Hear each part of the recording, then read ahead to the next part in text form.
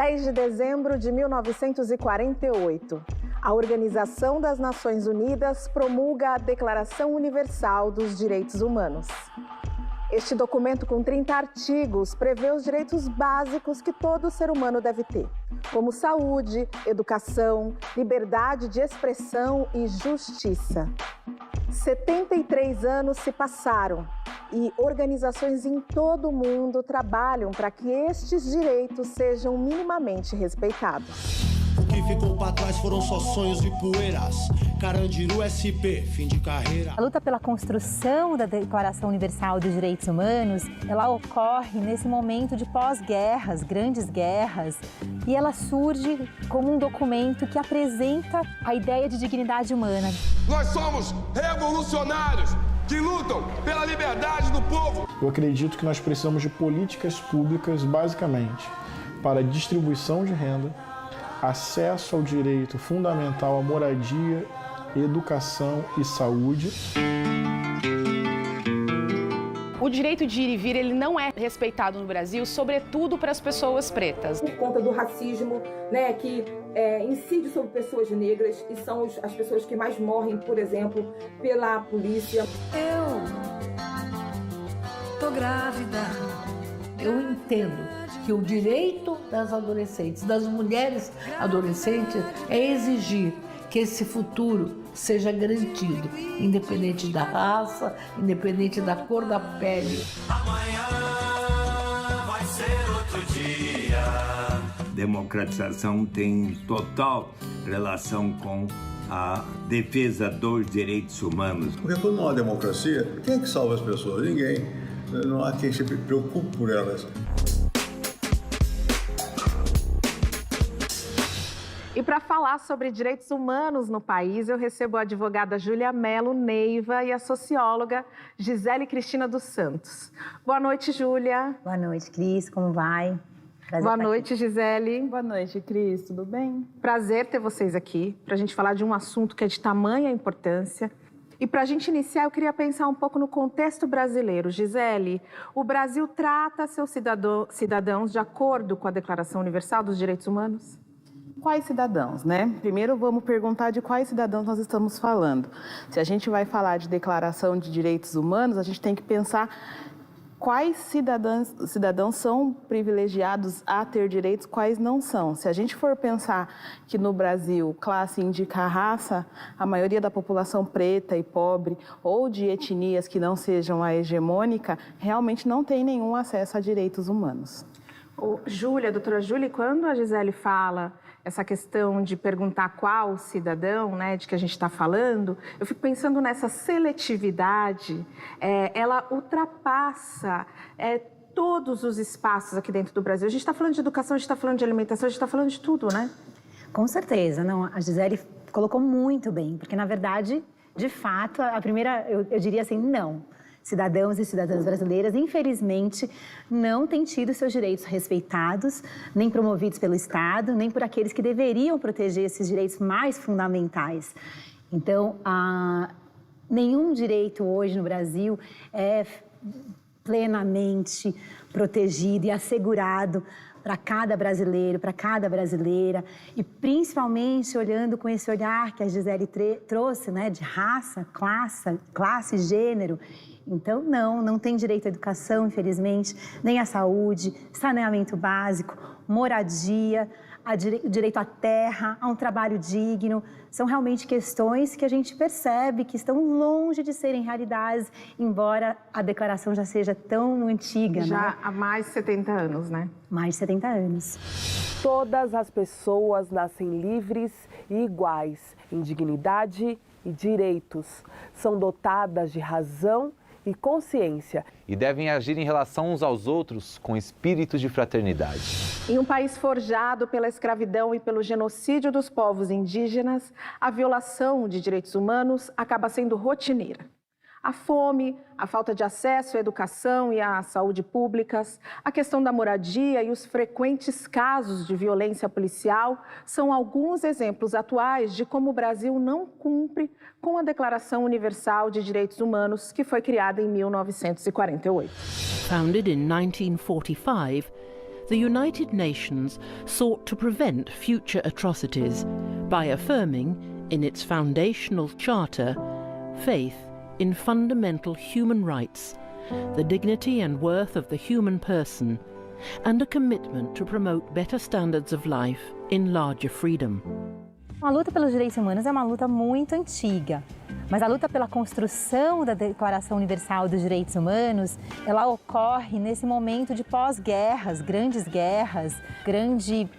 o Holocausto, então o terror mesmo, e ela surge como resultado de diversas batalhas e denúncias e como um documento que apresenta a ideia de dignidade humana, de dignidade da pessoa humana. Consists of a preamble and 30 articles, with Article 1 powerfully proclaiming that all human beings are born free and equal in dignity and rights. Ela também representa um primeiro momento em que oficialmente, num documento assinado por tantas nações, se reconhece o impacto do racismo. Então ela tem um artigo que fala de um contexto de antidiscriminação. Pensar em direitos humanos hoje, mais do que nunca, é pensar no enfrentamento ao racismo. Seja pensando na questão do sistema penitenciário, seja pensando na questão das terras indígenas, das terras de quilombolas. No slavery, no torture or cruel, inhuman or degrading treatment or punishment. No Brasil, a gente tem um sistema de proteção dos direitos humanos, né? De todos esses, dos direitos sociais, econômicos e culturais, dos direitos civis e políticos, mas esse sistema está sendo desmantelado. A pandemia, a forma como foi conduzida a gestão da pandemia no Brasil é um exemplo da falta de respeito com a proteção das pessoas, né, com o país. E também tivemos números de queimadas recordes também, né, tanto na Amazônia quanto no Pantanal. As queimadas e o desmatamento devastaram 1.700.000 hectares, uma extensão 3 vezes maior do que o segundo colocado na lista, a República Democrática do Congo, com 490.000 hectares. Os dados vieram de satélites e revelam que a área arruinada no território brasileiro representa um aumento de 25% em relação a 2019. E o Estado brasileiro criou instrumentos e políticas que possibilitem isso. Então, desde ministérios que podem fazer isso, agências especializadas, né, como a polícia. A polícia brasileira é uma polícia infelizmente, no geral, a gente pode dizer que tem uma parte da polícia que é muito violenta. A chacina do Jacarezinho matou 28 pessoas. Foi a mais mortal da história da Polícia Civil Fluminense. Ela começou com uma operação para prender traficantes que atuavam num complexo de comunidades que fica próximo à sede da Polícia Civil. A decisão de ir às ruas contrariou a determinação do Supremo Tribunal Federal, que impedia a mobilização de forças nas comunidades enquanto durar a pandemia. Nós estamos aqui no Parque da Juventude, que foi um parque construído no espaço onde era o Carandiru, né, um dos maiores presídios do Brasil e na América Latina, e onde houve um dos piores massacres de toda a nossa história, o massacre do Carandiru. Foram 111 mortos, né, pessoas que estavam presas, sem terem como fugir do massacre. 1º de abril, 10 da manhã, atravesso os portões do Vietnã. O que ficou para trás foram só sonhos e poeiras. Carandiru SP, fim de carreira. E como aqui é um lugar aberto, pelo menos assim, a gente não vê esse cheiro da morte, mas a gente lembra e sabe o que aconteceu aqui. Mas visitar presídios é isso, a gente perceber que as pessoas estão esquecidas e mofando ali dentro, como se não fossem nada. Precisamos muito rememorar e que as pessoas conheçam esses espaços, conheçam a nossa história, para a gente construir uma história diferente. Pode crer, no proceder, vou sobreviver e você vai aplaudir. Se esse é o lugar, já era, eu tô aqui.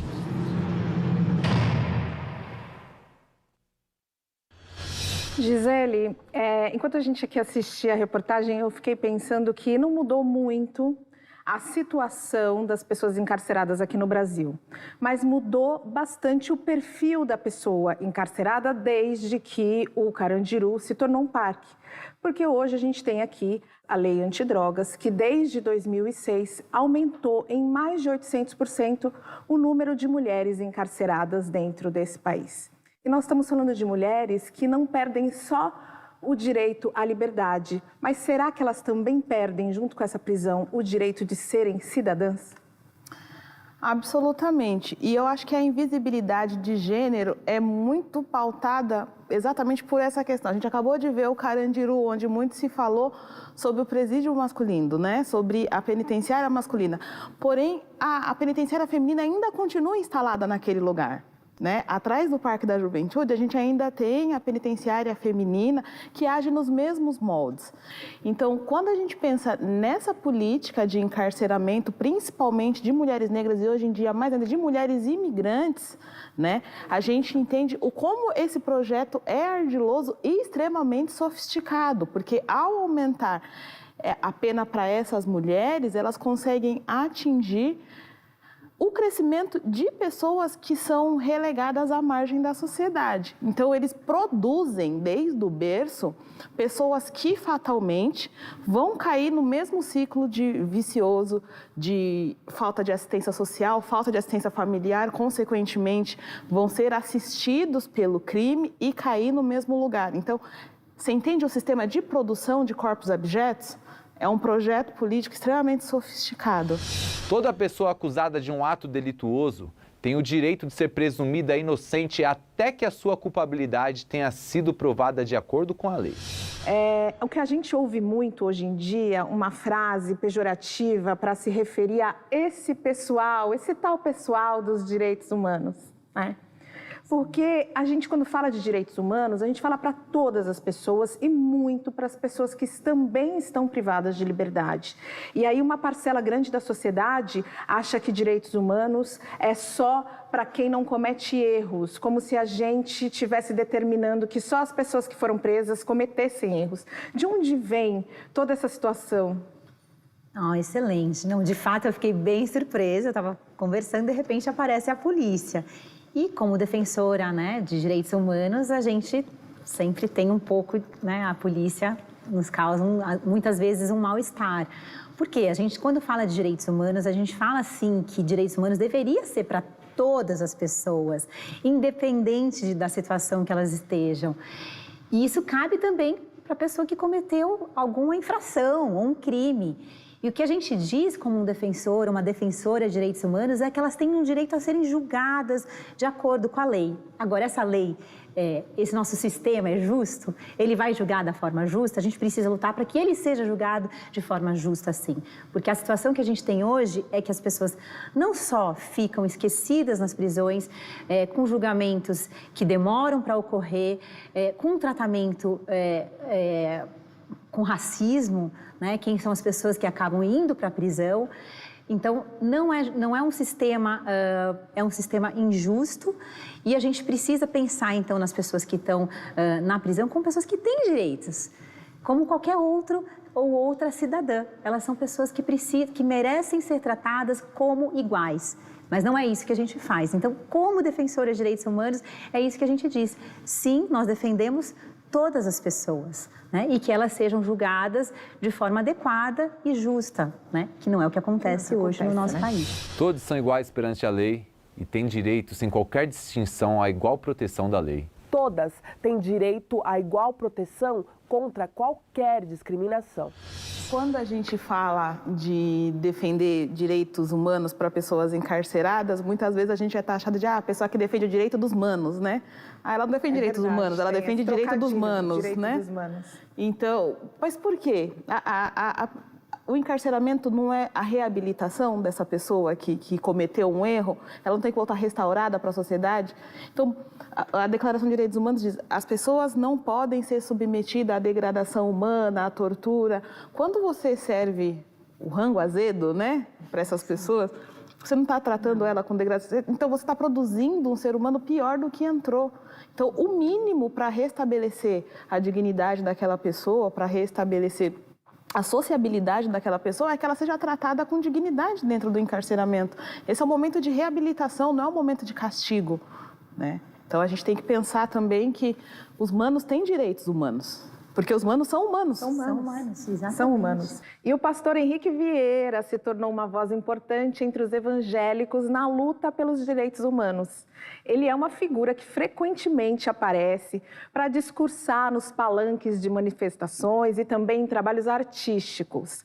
O pastor participa do disco Amarelo do Emicida, e que participação! Atua no filme Marighella, de Wagner Moura também. Nós estamos vivos e o sonho permanece. O Brasil é um país de muita desigualdade social, marcado por um racismo estrutural, pela violência do Estado. Então, na minha compreensão, estamos muito longe ainda de uma agenda que verdadeiramente protege e amplia os direitos humanos. Eu acredito que nós precisamos de políticas públicas, basicamente, para distribuição de renda, acesso ao direito fundamental à moradia, educação e saúde. O cristianismo escondeu Jesus Cristo quando legitimou a escravidão sobre os negros, com a Bíblia em uma mão e o chicote na outra. O extremismo religioso, o fanatismo religioso é contrário à vida e tende a produzir violação de direitos e morte. O fanatismo religioso mata. É uma agenda contrária à vida. Mas a espiritualidade, na minha compreensão, pode ser, sim, no século XXI, fonte de respeito, fonte de solidariedade, fonte de empatia e compaixão. Já não está mais perdido o elo, o amor é o segredo de tudo, e eu pinto tudo em amarelo. Ainda existe um desconhecimento sobre o que são direitos humanos, e esse desconhecimento não é ao acaso, ele é produzido por um olhar dominante, por um olhar que vem dos setores opressores da nossa sociedade. Então não é um desconhecimento ao acaso. O movimento negro, para mim, é um movimento que luta por direitos humanos. Como falar em plenitude de vida diante do racismo estrutural, diante da violência sistemática contra o povo negro? Está de pé o sonho por um país em que os negros não sejam culpados até que se prove o contrário. O sonho de um país em que as mulheres derrotem de vez o machismo. O sonho em que seja justa toda forma de amor. A luta dos povos indígenas pela demarcação das suas terras, pela preservação da sua cultura e das suas crenças, na minha compreensão, é uma luta que está dentro da atmosfera dos direitos humanos. Até porque vamos seguir resistindo, firmes, em pé. Porque nós somos a floresta. E a floresta somos nós. O filme é muito potente, como tem dito Wagner Moura. Ele não fala só sobre quem resistiu na década de 60 contra a ditadura, fala também sobre quem está resistindo hoje. Um filme que denuncia a violência do Estado e a tortura como política de Estado. Nós não somos marginais. Nós não somos bandidos. Nós somos revolucionários que lutam pela liberdade do povo que foi roubada pelo golpe militar. Eu não posso abrir mão da esperança. Eu acho que sou realista e esperançoso, mais do que otimista. O otimismo pode namorar aí com uma certa ingenuidade. O realismo me faz olhar para a realidade. A fome, a desigualdade social, o genocídio sobre a juventude negra. Se eu perder a esperança, eu me conformo. Se eu perder a esperança, eu ganho a forma da realidade que eu tanto critico. Então a esperança, primeiro, é uma exigência ética. Eu preciso ter esperança como forma de salvar o meu próprio coração da indiferença e da apatia. Nós somos a semente, nós somos o futuro, nós somos a revolução. O amor será eterno novamente. A gente ainda tem muito a conversar sobre direitos humanos. Por isso, nós vamos fazer uma pausa rapidinho, não sai daí. Nos 4 cantos da cidade. Tem música, dança, exposição. Os espaços de eventos culturais, esportivos e também de lazer. E aqui você encontra nossas dicas culturais. Aquela famosa resenha, né? A famosa resenha das... Toda pessoa tem direito de tomar parte do governo de seu país, diretamente ou por intermédio de representantes livremente escolhidos. Estação Livre de volta, falando de direitos humanos com Gisele Cristina e Júlia Neiva. O artigo 21 da Declaração dos Direitos Humanos diz que a vontade do povo é o fundamento da autoridade dos poderes públicos e deve exprimir-se através de eleições honestas. Isso significa democracia. Mas o período conhecido como regime militar tirou do povo brasileiro esse direito. E o movimento pela redemocratização foi fundamental para que houvesse uma retomada dos direitos civis, sociais e políticos no país. Amanhã vai ser outro dia.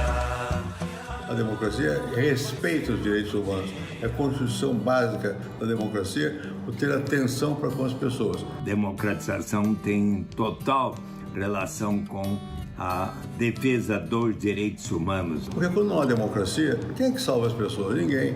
Não há quem se preocupe por elas. A redemocratização permitiu que não se prendesse mais opositores, não se torturasse mais opositores, não se matasse mais opositores, que a imprensa passasse a publicar tudo que a censura impedia. Liberdade de expressão, para mim, é o principal direito humano.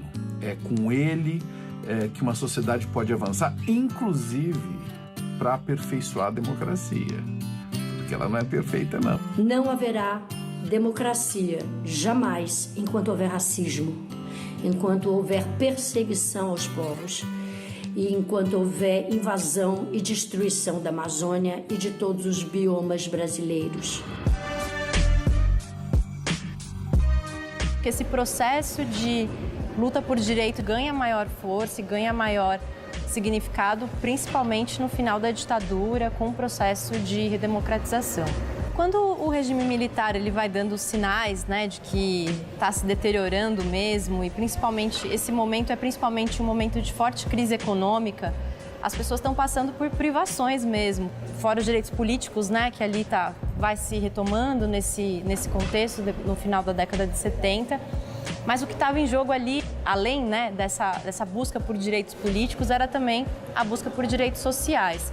E é por isso que a gente vê a efervescência de movimentos sociais justamente nesse contexto, né? Quando a gente vê os períodos de movimento de greve. Nós, trabalhadores, recebemos não porque estamos em greve. Nós, trabalhadores, recebemos pagamento por zero. Eu acho que quando a gente trata de redemocratização no Brasil, a gente está querendo lembrar o movimento dos anos 80 de direta e já.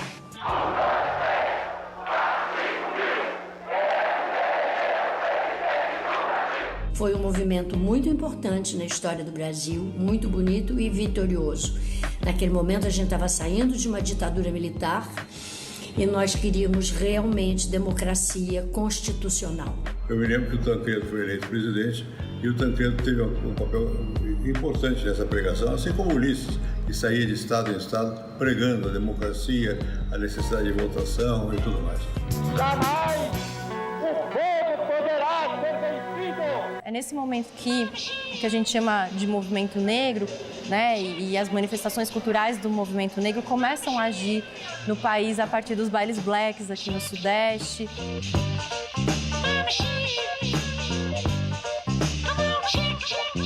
E o Estado olha para essas manifestações e diz: mas essas pessoas estão com esses cabelos, com essa afirmação de identidade. Nós não temos esse problema no Brasil, nós somos uma democracia racial.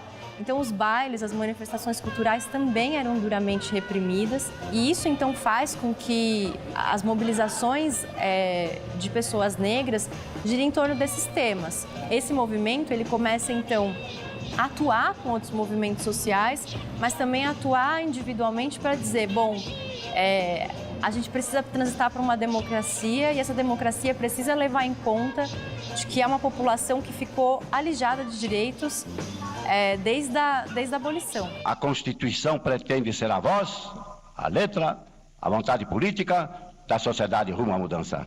Que a promulgação seja nosso grito. Mudar para vencer. Muda, Brasil! A Constituição de 88 é um documento muito importante. A gente costuma dizer, né, que a Constituição cidadã, e não é à toa, né? Foi porque houve um processo muito grande ali no contexto da redemocratização, de luta, porque o processo constitucional ele fosse participativo. E nós temos instituições que funcionam, o Congresso funciona, os tribunais funcionam, nós acreditamos na Constituição. Isso é muito importante, cremos na democracia. Nós não temos mais uma democracia de fato, porque houve um avanço da extrema-direita através da figura do presidente eleito democraticamente e que está atuante no Brasil. E tudo que a gente está assistindo é um espetáculo detrator de todos os valores constitucionais e democráticos. Viver num Estado democrático é viver num Estado que respeita os direitos humanos. E, por incrível que pareça, voltou a ser a nossa luta no Brasil. O que essa história mostra pra gente é que direito é luta e que direito é disputa, né? Não se encerra.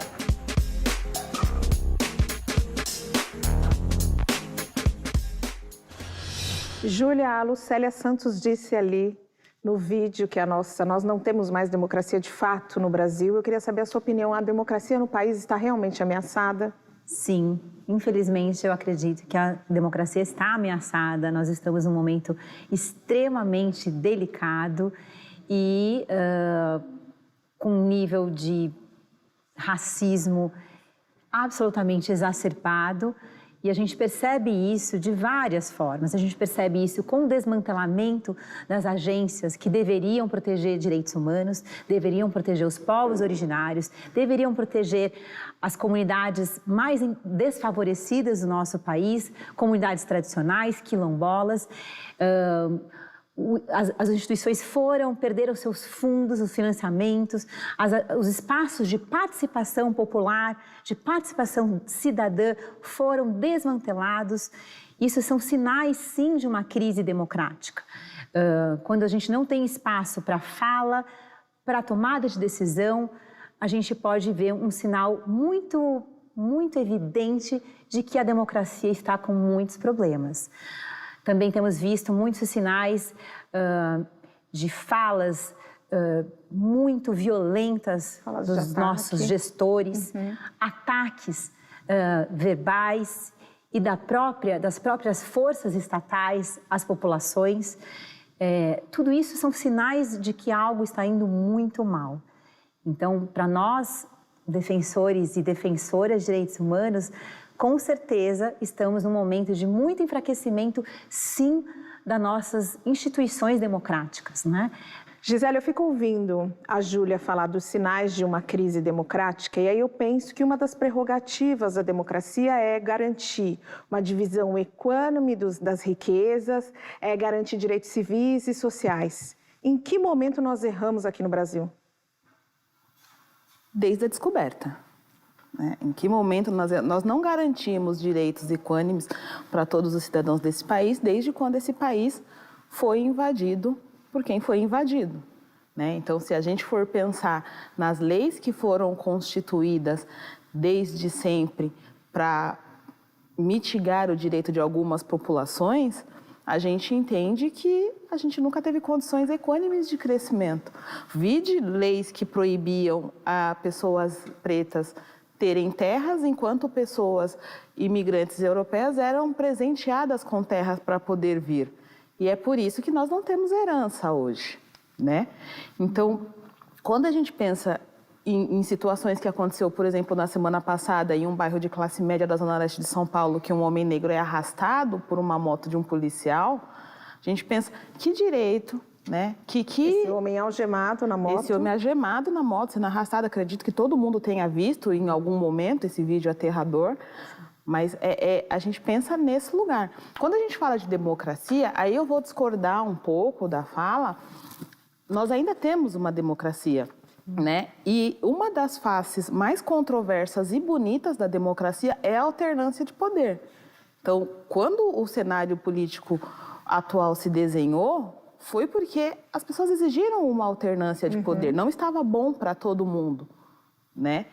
E eu acho que a gente precisa hoje lutar para que a gente possa ter essa alternância de poder de acordo com a vontade da grande maioria. Não é a vontade da maioria, mas a vontade de quem se organiza melhor para que a vida fique melhor para quem quer que seja, né? Então, a gente tem que pensar aí que por mais que a gente tenha essa democracia ameaçada agora, e aí eu concordo em tudo com a fala da Júlia, ela é importante que aconteça porque não está bom para todo mundo o tempo todo.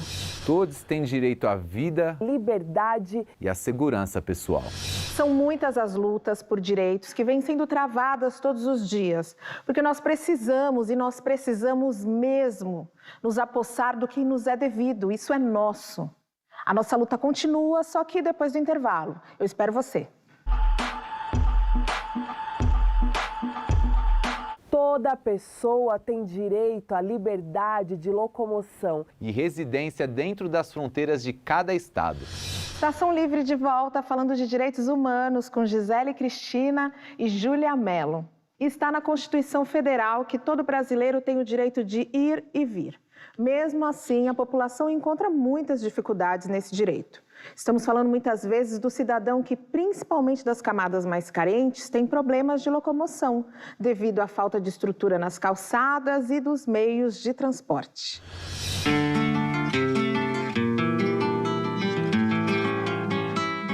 O direito de ir e vir é o direito de todas as pessoas livre ocuparem os espaços, né? O direito de ir e vir compreende o direito de poder circular na cidade por diferentes lugares, em qualquer horário. Quando uma pessoa não exerce esse direito, não pode fazer isso, ela está sendo cerceada no seu direito de ir e vir. É um direito humano porque a gente tem esses fluxos, né, ao longo das nossas vidas. A gente constitui moradia, a gente precisa se movimentar para garantir o trabalho, a nossa subsistência, a diversão e todas as outras coisas.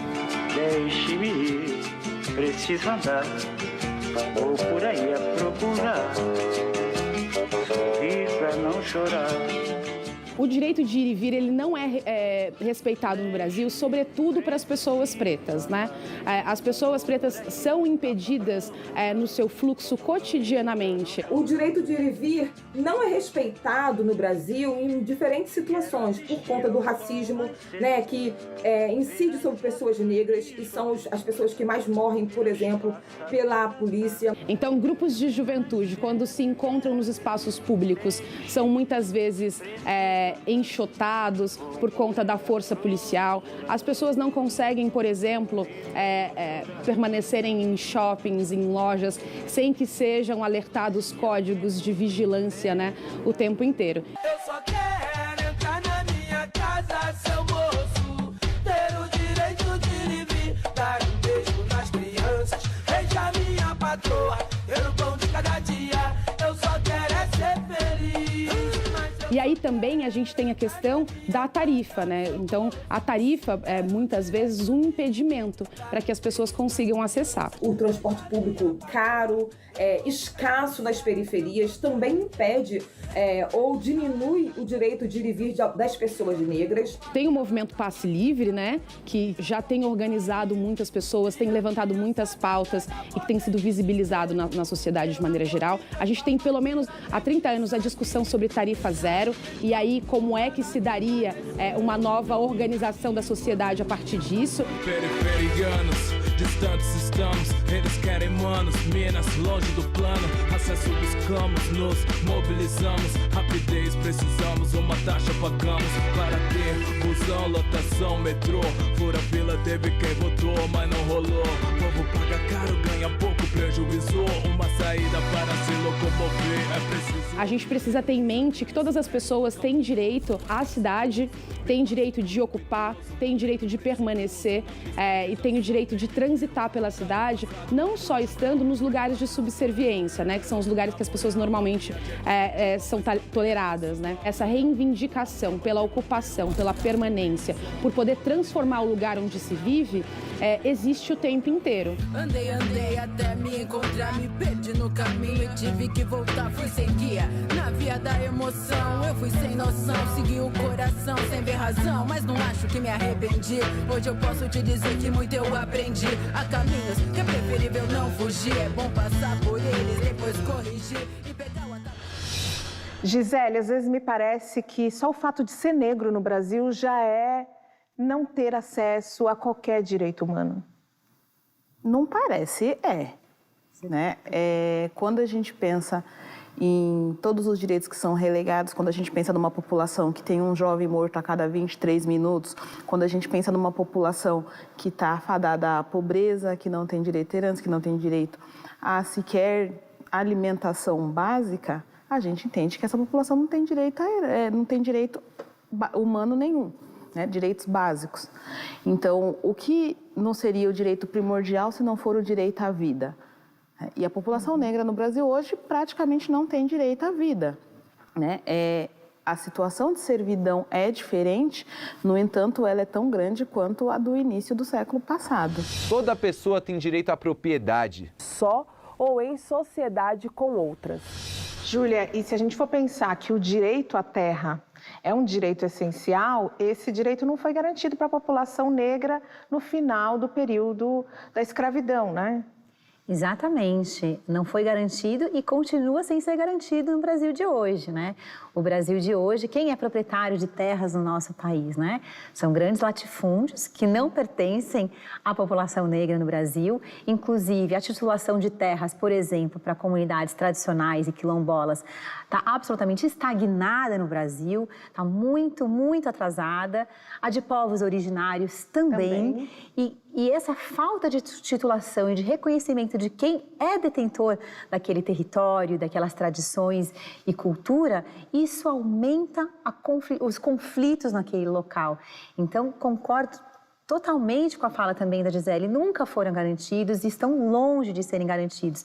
Existem no papel, a gente existe enquanto Estado, mas eles não foram ainda protegidos e estão longe, infelizmente, de serem ainda, muitas vezes, reconhecidos, né, como titulares desses direitos, né, infelizmente. E nós estamos aqui falando em direitos humanos, mas será que todo mundo tem um entendimento do que isso significa? A gente foi às ruas para saber o que as pessoas pensam sobre isso. Direitos humanos no Brasil? Não dá pra falar muita coisa, né? Tá meio que distorcido, mas vamos lutar que a luta não pode parar, né? Vamos começar do básico mesmo, a educação. Vamos começar lá. Eu acho que direito é igual para todos, entendeu? E para quem é mais pobre, eu acho que tá precisando de auxílio. Entendeu? Eu acho que o direito de todo mundo é ter onde morar, é ter o que comer, é ter o que vestir, coisas básicas. Hoje, os direitos humanos estão sendo desrespeitados, né? Muita desigualdade e os direitos básicos do ser humano não estão sendo priorizados. É um absurdo você, hoje em dia, precisar andar na rua e ter que lidar com pessoas passando necessidade, passando fome, não tendo onde dormir. Várias pessoas na rua, sem ter o que comer e os caras inaugurando o touro de ouro lá no... que eu vi lá a reportagem hoje. Isso é uma coisa que não dá nem pra comentar. É mais difícil para quem é negro, para quem é pobre, para quem é favelado. É muito difícil mesmo. Já ouvi que os presos não têm direito e que os presos não são pessoas como a gente que nunca foi preso ou que nunca entrou nessa vida de crime, etc. O que você acha desse pensamento? Não acho pensamento legal, porque eu acho que toda pessoa pode mudar, entendeu? Os direitos humanos, eles precisam garantir que os presos não sejam esquecidos nas cadeias. Eles precisam ser ressocializados. E como a gente vai ressocializar alguém com tortura, por exemplo?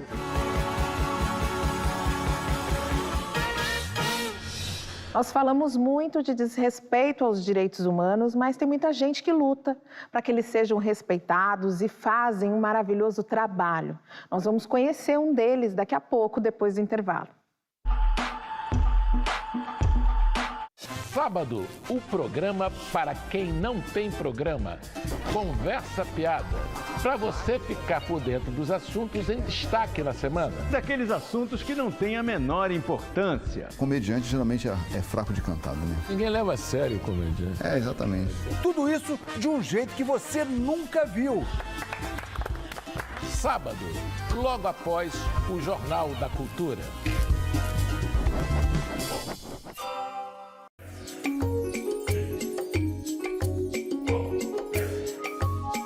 Biodiversidade, sustentabilidade. A restauração florestal é um assunto que não deveria interessar apenas aos proprietários de terras, mas a todos nós. Conservação, preservação. Foi quando caiu o desmatamento na Amazônia que mais... Todos têm direito à maternidade e à infância.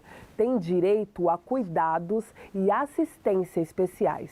Todas as crianças nascidas dentro ou fora do matrimônio gozarão da mesma proteção social. Se os direitos humanos são tão violados no país, nada mais comum que a sociedade arregace as próprias mangas para garantir o respeito e o cumprimento deles. A gente vai apresentar agora um trabalho que mostra todo o cuidado e respeito ao direito à vida, à saúde e à dignidade.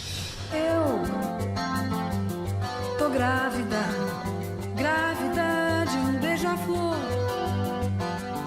grávida de terra, de um liquidificador e vou parir. Antes desse posto ser inaugurado, eu fui em vários lugares explicar por que este posto especial para adolescentes e o que ele significava como um avanço no direito deles, que não era uma oferta, era um direito dentro do SUS deles terem esse posto.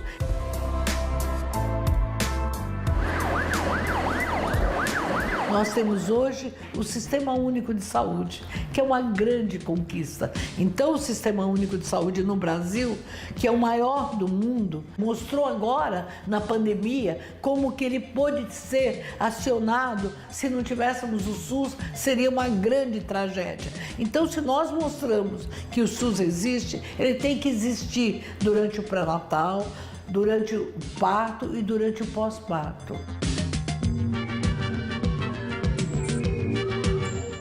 Eu faço aqui a Casa do Adolescente desde os meus 10 anos. E aí eu resolvi fazer o processo da gestação com eles, que eu sei que é mais completo. Desde eu também vim direto pra cá, que eu sei que aqui é seguro, tem todos os tipos de exame que a gente precisa. Aqui é muito bom pra mim, sinto mais à vontade, vou conversar com eles e é bom. As meninas dessa região e também de outros lugares próximos vêm a esta casa e a única exigência é que ela tenha de 10 a 20 anos.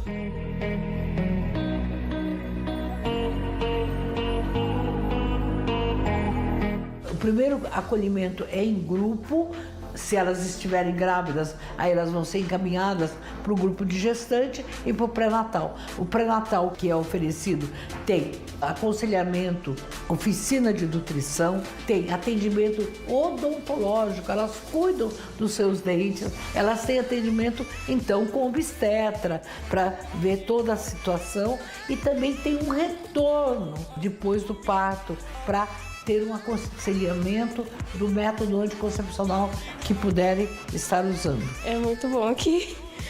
Eu recomendo para todo mundo porque os profissionais daqui, eles têm muito carinho com a gente, eles sabem te entender, sabem que tá difícil para você por ser adolescente e com a pandemia. Então eles tratam muito bem a gente aqui. Eu super recomendo aqui. Aqui é ótimo para nós adolescentes que moram na favela. A adolescente que engravida não é culpada, ela é vítima. Ela não decidiu ficar grávida, ela teve uma falta de decisão, de oferta em relação à educação, à cultura, ao esporte, ao trabalho, à sociedade. Mas uma vez grávida, ela tem o direito de ser assistida, de ser acompanhada e principalmente que essa criança que nasça não repita novamente essa história. Essa criança que está dentro do útero é um cidadão brasileiro, independente da raça, independente da cor da pele, independente do status social. O direito dessa criança que vai nascer tem que ser garantido pelo Estado e pelo país.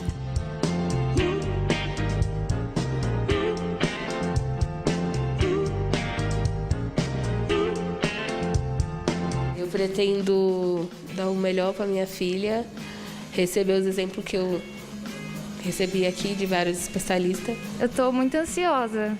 É uma menina, vai se chamar Manuela. Eu entendo que o direito das adolescentes, das mulheres adolescentes, é exigir que esse futuro seja garantido, independente da raça, independente da cor da pele, independente do status social.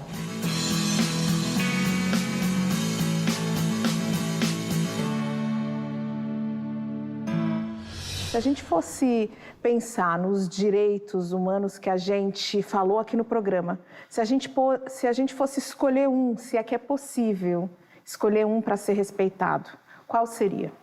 O direito à vida, né? Todos os outros direitos são derivados do direito à vida. Se a gente pensa nos primórdios, na época do feudalismo, o soberano tinha total força para poder deixar viver e fazia morrer. Hoje o soberano é o Estado. E por conta de atitudes como essa que a gente acabou de ver, o Estado é obrigado a fazer viver, porém ele deixa morrer. Então hoje a gente precisa de políticas públicas que incentive a vida. A gente precisa de programas de saneamento básico, a gente precisa do direito de ir e vir, a gente precisa dessa rede de apoio que sustenta a vida humana com dignidade. Júlia, e de que maneira a sociedade pode se comprometer para garantir o direito à vida de todos? Há muitas formas. A gente precisa se informar bem, precisa descobrir de onde estão vindo as informações que a gente está vendo, né? Para ver se são fontes confiáveis. Isso acho que é um dado bem importante quando a gente pensa em direitos humanos, em democracia. A gente precisa também ter a capacidade de se revoltar quando a gente percebe que há injustiças ocorrendo, não se calar, não ter medo, enfrentar, buscar ajuda, cooperar com outras, né? A defesa da vida, né? Da vida de brasileiras e brasileiros negros nesse país, que todos os dias é ameaçada, ela precisa ser protegida. E para isso a gente precisa estar juntas, né? E estar em coletividades, resistindo, mostrando que é possível ter esperança se fizermos algo para não aceitar essa realidade. Isso já muita gente faz isso, mas se tivermos mais gente fazendo, será melhor. Eu quero muito agradecer vocês por esse programa, essa conversa bacana. Obrigada, Gisele. Eu que agradeço. Obrigada, Júlia. Muito obrigada, foi um prazer, uma honra. Estação Livre fica por aqui, sempre na luta, como me ensinou Marielle Franco, sem tolerar ser interrompida, porque nós queremos, todos têm um direito, nenhum direito a menos. Semana que vem a gente volta. Te espero. Olá, estamos em mais um encontro das nossas iniciativas empresariais pela equidade racial e hoje nós estamos aqui na Ambev para falar com Carla Crippa, a vice-presidente de Relações Institucionais, e ela vai dizer para nós, né, qual é a potência dessa agenda que está em desenvolvimento. Sensacional! Carla Crippa, qual é a importância da agenda de equidade racial para a Ambev? Primeiro, obrigada pelo convite, professor. Um grande prazer estar aqui hoje, falando sobre essa pauta, falando sobre a equidade racial. A importância dessa pauta é total dentro da Ambev. E, junto com isso, vem um reconhecimento da insuficiência de tudo que está sendo feito. Acho que é importante a gente reconhecer que a relevância é imensa, mas tudo que as empresas estão fazendo ainda é insuficiente para resolver. E a gente tem uma urgência muito grande de fazer ações concretas, ações efetivas para fazer a diferença e causar essa transformação que a gente quer ver, para ter um mundo mais igual, mais igualitário, mas também mais inclusivo para todos. Carla, você poderia exemplificar algumas das ações, alguns dos projetos que a Ambev está desenvolvendo dentro dessa agenda? A gente está trabalhando em 3 eixos principais. O primeiro de representatividade, como que eu consigo ter mais pessoas negras em posições de liderança. A gente tem na Ambev mais ou menos 50% de pessoas negras. Porém, quando a gente olha posições cada vez mais altas dentro da empresa, a gente vai diminuindo esse percentual. Então, quando eu olho liderança, eu falo entre 20% e 30% de pessoas negras. Então, um foco muito grande é capacitar, desenvolver, dar oportunidade para que essas pessoas cheguem em posições de liderança. Segundo pilar é o pilar de conscientização. Como que a gente consegue treinar? E aí vem com a inclusão. Não adianta só ter a representatividade se essas pessoas não se sentem acolhidas, não se sentem bem-vindas, não se sentem parte, pertencendo. O terceiro pilar é o que a gente chama de ecossistema, que é a gente ajuda a representatividade, ajuda na inclusão, mas como que a gente consegue ajudar o nosso ecossistema de parceiros, clientes, fornecedores a também terem uma promoção da equidade racial? Isso vai desde treinamento, influência no sentido de dividir as nossas metas com eles. A gente tem 13 metas de equidade racial, dividir com esses parceiros, influenciar para que eles também tenham seus planos de ação, suas metas, seus indicadores, seus orçamentos dedicados para isso. Eu me recordo que quando vocês fizeram a abertura do curso de estagiários, vocês tiveram quase que 100 mil inscrições, foi isso mesmo? Esse foi o de trainee, foi isso mesmo. A média era mais ou menos entre 30 e 40 mil, com um processo mais inclusivo de contratação. E a gente derrubando algumas barreiras ocultas que antes estavam invisíveis, por exemplo, a exigência de proficiência em inglês era uma barreira muito grande. A questão da idade de formação das pessoas na faculdade, que às vezes a gente viu que algumas pessoas se foram mais tarde porque tinham que trabalhar e não conseguiam.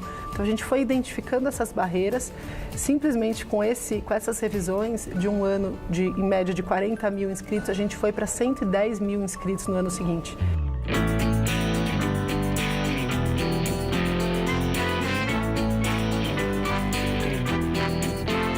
Eu acho que uma das principais ações que eu posso citar, né, que eu fiz parte, seria talvez o processo seletivo do Representa.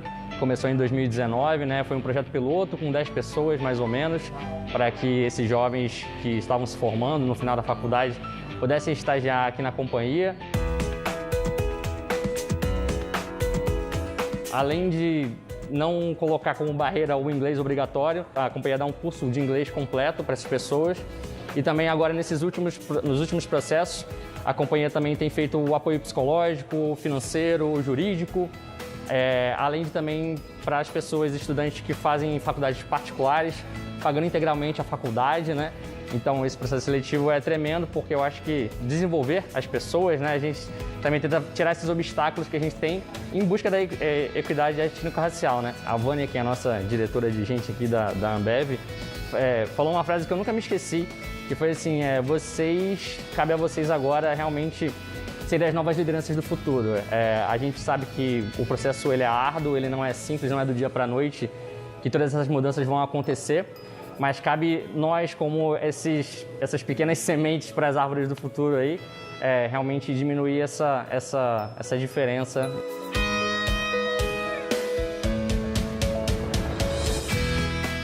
Nós voltamos a falar sobre as iniciativas empresariais pela igualdade racial no nosso próximo programa.